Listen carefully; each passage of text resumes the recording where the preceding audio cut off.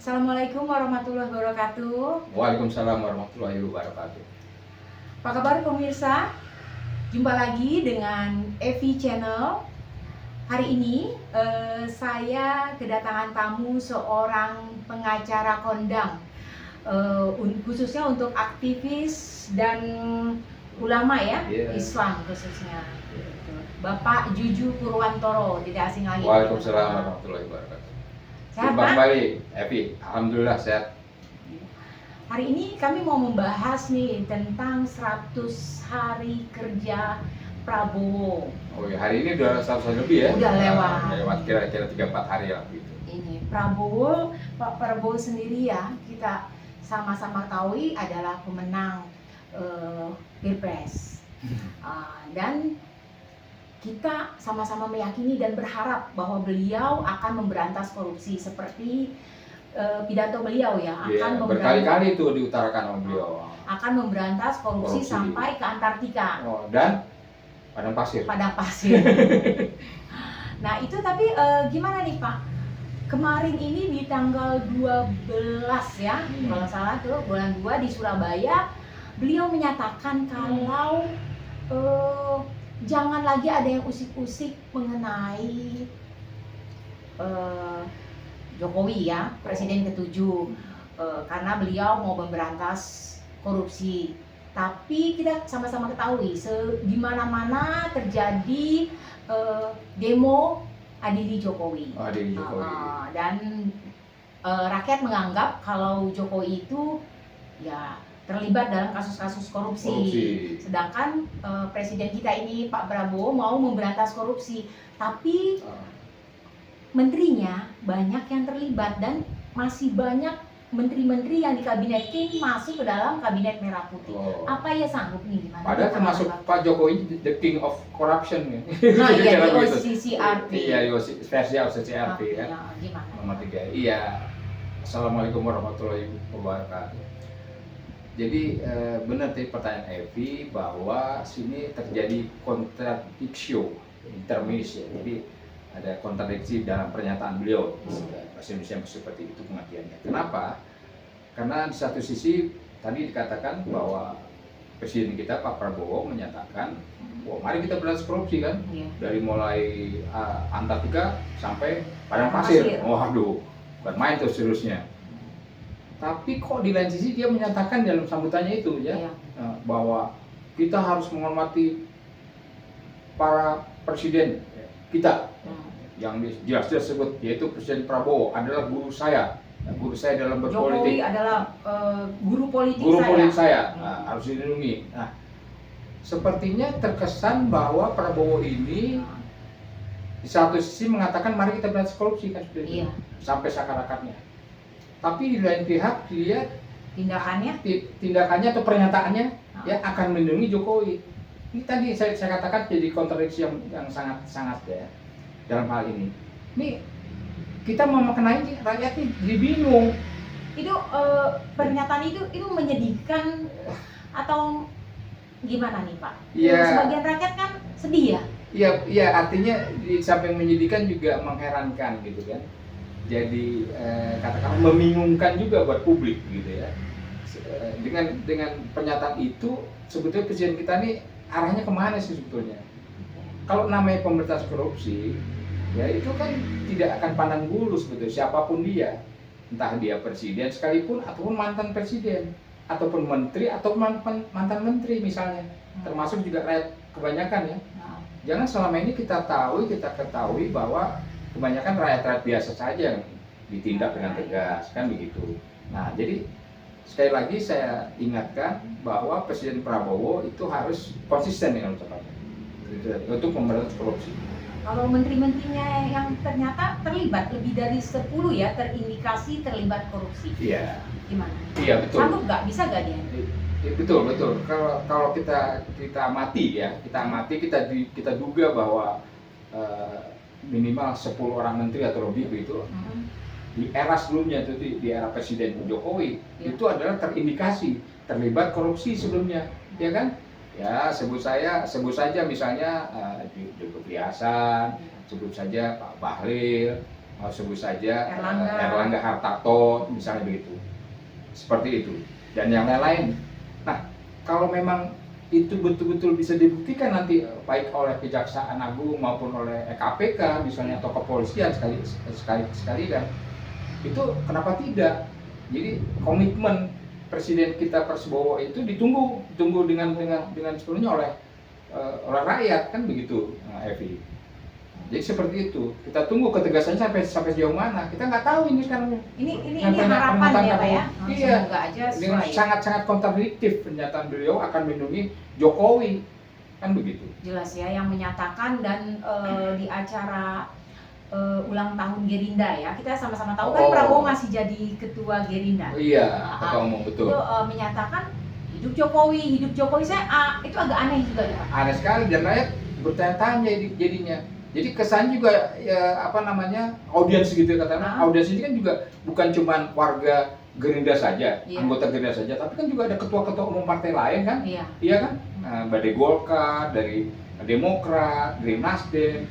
Mereka mau tidak mau seolah-olah tepuk tangan itu mendukung. Kan lucu ini. Tiba-tiba rakyat jadi kayak dagangan modal apa nih, Vi? Di satu sisi dimana berantas korupsi sampai kapanpun selama saya jadi presiden. Tapi di lain sisi dia akan melindungi Jokowi. Jokowi jelas-jelas terindikasi korupsi itu. Apa akan meneruskan rezim Jokowi? Kalau melihat persahabatannya, apa negara ini bisa ini kan masalah negara, 280 juta penduduk Indonesia, bukan masalah persahabatan Jokowi dan Prabowo. Negara ini tidak bisa dipertaruhkan menurut saya hanya persoalan pertemanan atau persahabatan ya antara seorang Prabowo dengan mantan Presiden Jokowi itu. Tidak bisa dipertaruhkan seperti itu. Karena equality before the law, kesamaan setiap warga negara, setiap orang di dalam muka hukum itu adalah sama. Tidak pandang pada mantan presiden atau siapapun itu. Jadi sebetulnya menurut saya pernyataan Presiden Prabowo ini blunder. Ya, blunder di satu sisi mau ke kiri, satu sisi mau ke kanan. Seperti itu, tidak akan ketemu kan? Kan begitu. Ya. Jadi bagaimana negara kita yang katanya rich law, ya, negara hukum gitu, sesuai dengan Undang-Undang 45 kita, ya kan, bahwa kita tidak pandang bulu siapapun, ya kan, kalau dia melanggar hukum ya dia harus dihukum gitu, sesuai dengan konstitusi kita. Tapi kalau pernyataan Prabowo seperti ini, kita tidak tahu, negara ini akan dibawa kemana seperti itu. Ya. Oke Pak, baik, ini sebenarnya pernyataan Prabowo itu menyakitkan bagi rakyat yang berpikir, yang sudah menderita. Dengan segala kebijakan yang 10 tahun dilakukan oleh Pak Jokowi. Dampaknya sampai terasa sampai sekarang kan? Iya, saya takut malah baru 100 hari, belum terasa apa-apa sebetulnya 100 hari bagi rakyat kok ya. Bagi rakyat. Malah dikemukakan lagi mau 2 kali periode. Ini kita mau lihat 100 hari. Belum apa-apa sih, udah dinyatakan di hadapan partainya ya. Iya. Dan partainya anggotanya menyatakan bahwa Prabowo akan dicalonkan lagi untuk 2029. Ini kan sangat lucu lah saya bilang. Belum ada kerjanya ya. Sangat dagelan sekali lah menurut saya begitu ya. Kerjanya belum tampak sekali, prestasi kerjanya juga belum tampak kan begitu. Iya. Oke Pak, baik nih. Di kabinet Prabowo ini, kabinet Merah Putih, program utamanya adalah makan siang bergizi gratis. Nah, itu kepada anak-anak siapa? Untuk anak SD sampai dengan SMA. SD sampai SMA katanya begitu. Dan itu bukan sedikit ya Pak anggarannya. Sampai-sampai terindikasi kalau minta bantuan ke China untuk biaya makan gratis. Oh itu triliunan itu, sampai triliunan tuh anggaran. Dan sekarang ini kelihatannya ya untuk kesanggupan untuk program itu belum tentu Pak. Karena sebenarnya ini rakyat sebenarnya membutuhkan makan gratis. Tapi orang tuanya dinaikin pajaknya 12%. Lalu apa rakyat emang butuh makan gratis atau pendidikan gratis? Seperti di rakyat Papua nih, penduduk Papua itu demo. Dia nggak membutuhkan makan gratis, dia bisa cari makan. Tapi pendidikan gratis. Lebih diutamakan buat kebutuhan masyarakat Papua adalah pendidikan. Ini bisa berlanjut nggak sih? Kalau memang menurut Bapak gimana?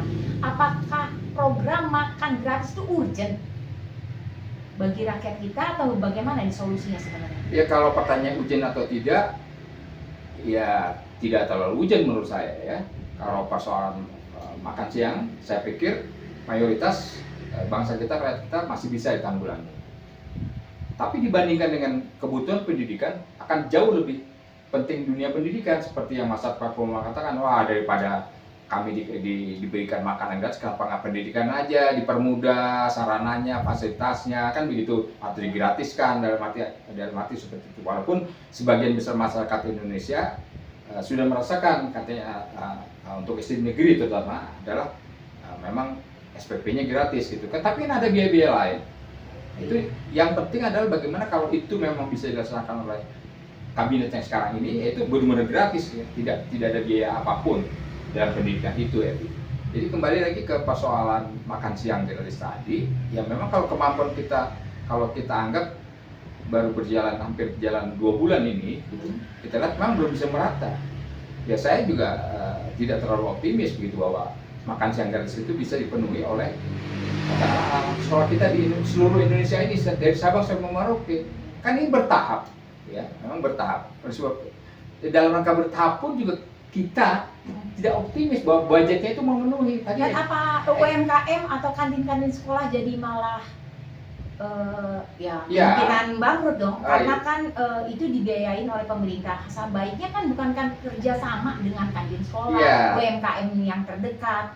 Teorinya begitu. Teorinya begitu, artinya mereka akan bekerjasama dengan kantin-kantin tapi sekolah. Tapi faktanya enggak di lapangan. Ya kita tidak tahu kan, semua itu perlu riset tuh semacam itu. Teorinya memang mereka akan negara akan melibatkan kantin-kantin sekolah itu. Nah, tapi kembali lagi ke tadi, tapi nyatakan bahwa pemerintah Cina menawarkan bantuan. Tentu aja utang besar itu. Bantuan dalam arti itu tidak gratis, ya. Itu waktu Prabowo berkunjung ke Cina itu ditawarkan oleh Perdana Menteri, oh ya kami akan bantu program makan siang itu untuk anak sekolah. Kan itu tidak gratis ya. Akan ditanggung utang kita sekarang sudah terbesar pada negara Cina dan akan bertambah lagi sih. Ya. Tergantung oleh pemerintah Cina seperti itu.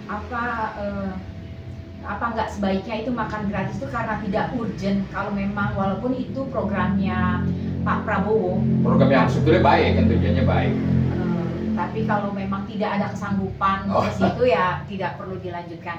Jangan besar pasak daripada tiang kan, begitu istilah kita. Nah, kalau lapangan kerjanya sedikit, banyak perusahaan-perusahaan yang bangkrut, orang tua yang jadi di PHK, jadi buat apa? Mendingan keluarganya, orang tuanya diberikan pekerjaan, pajak jangan dinaikkan. Ya tentu mereka bisa memberikan makanan yang bergizi buat anak-anaknya. Betul. Saya setuju. Kenapa tidak? Misalnya prioritas program pemerintah itu seperti tadi Evi singgung adalah tentang pengangguran, di mana pengangguran kita sudah hampir mencapai 20% lebih gitu ya.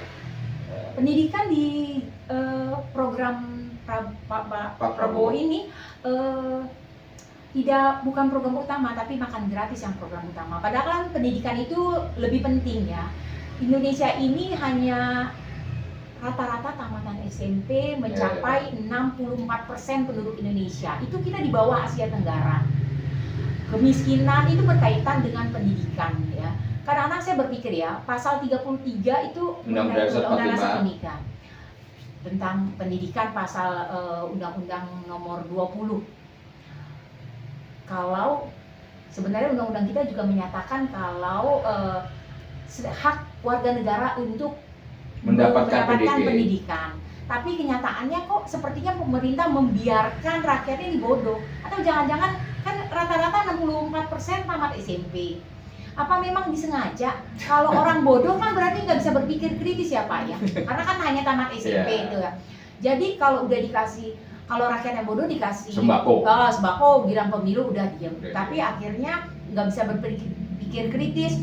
Begitu kebijakan, tanahnya diambil, segala diambil. Kayak kasus di PIK dong berarti. Iya. Untuk pindah ke Pantai Indah Kapuk 2. Iya. Ya, tanahnya bukan hanya di PIK. Saya rasa itu ke PIK 2 itu dengan dalil PSN di seluruh Indonesia. Surabaya? Iya, betul. Mana ya? Yang Bekasi? Betul. Kalimantan, di Sulawesi sampai ke Papua. Kepri.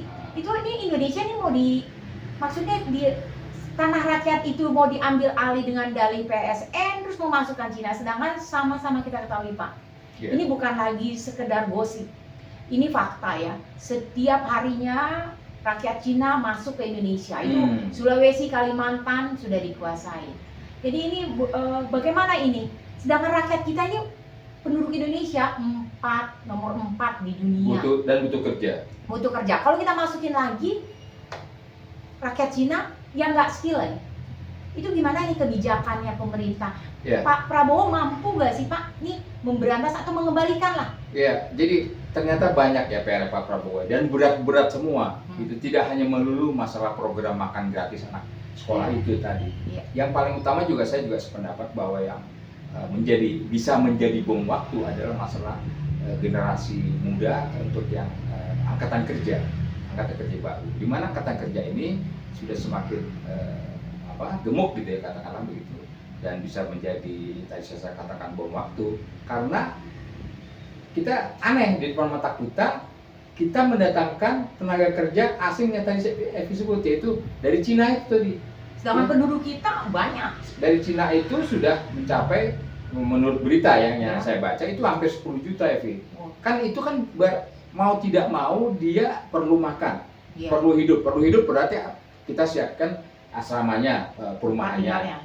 Perlu makan berarti kita menyiapkan makannya. Sedangkan rakyat kita tergusur di PIK. Rakyat kita tergusur, ya kan begitu. Kemudian asrama atau tempat tinggal pasti harus disiapkan. Dan anehnya lagi, gajinya itu dengan katakanlah posisi dan skill yang sama dengan warga negara atau pribumi, itu mereka lebih besar dari bangsa kita. Itu seperti itu kenyataannya, Vi. Jadi udahlah, negara kita ini seperti dijajah lagi dengan istilahnya era penjajahan modern lah, katakanlah seperti itu, secara tidak langsung. Dan selama 10 tahun periode Jokowi itu tampak nyata, tampak jelas ya, tidak ada pengusiran, tidak ada dibiarkan seperti itu, pembiaran ya, istilahnya pembiaran betul seperti itu. Dan kalau kemudian di era pemerintahan Jokowi ini tidak tegas, di era Prabowo ini yang sekarang ini 100 hari ya, Pi? 100 hari lewat gitu. Tidak tegas, maka kita akan mengalami masa suram yang kedua setelah era Joko Widodo. Kan begitu. Tentu kita tidak mau ya. Kita ingin perbaikan. Seperti itu.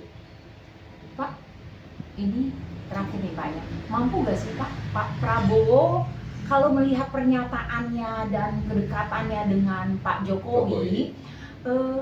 Pak Prabowo mampu gak sih memberantas korupsi, kedua memulangkan rakyat Cina di Indonesia, karena ini tanah air kita Pak. Jangan sampai nih warga negara kita sendiri gak punya tempat tinggal, tergusur jadi gembel, dan mereka kelihatannya nih yang akan menikmati kaum Cina. Ini sangat menyedihkan sekali Pak, ngelihat gelagatnya pemerintahan sekarang gitu, yang tidak pro rakyat malah pro oligarki. Ini kita bakal diambang kehancuran, dan prediksi dari dua orang tokoh dunia, intelijen dunia, yaitu Peter dan August, itu menyatakan kalau 2030 itu Indonesia akan hilang menjadi Indochina. Lah kok melihat gelagatnya sekarang ini, tanah rakyat digusurin. Harusnya kan di zaman Pak Harto dikasih tanah ya, transmigrasi. Walaupun betul. Itu tanah ulayat atau apa, berikan. Dan ini tanah air kita. Pada era yang lalu, era Orde Baru katakanlah begitu, tidak pernah mendatangkan tenaga kerja asing kecuali yang skill, yang berkeahlian. Nah sekarang ini kan tenaga kuli biasa masuk semua, gitu Fit. Ya itu gimana nih Pak? Kalau Pak Prabowo bisa menanggulangi itu semua.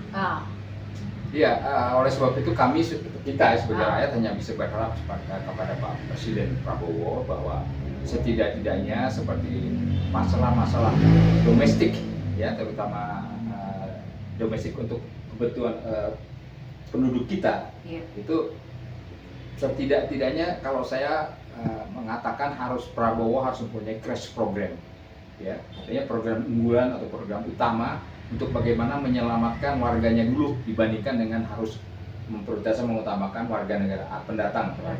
Dan mereka itu menurut yang saya ketahui, Ya. kita tidak tahu apakah mereka kembali ke negaranya. Iya. Nah kalau sekarang katakanlah 5 juta, 10 juta datang tanpa kembali, terus mau kemana mereka? Kalau tidak Dan mereka di decking sama aparat yang parahnya, Pak. Oh, di BK. Iya, Ya. karena kita sama-sama ketahui ya Pak, berita yang muncul itu justru tenaga kerja kita tuh dihina.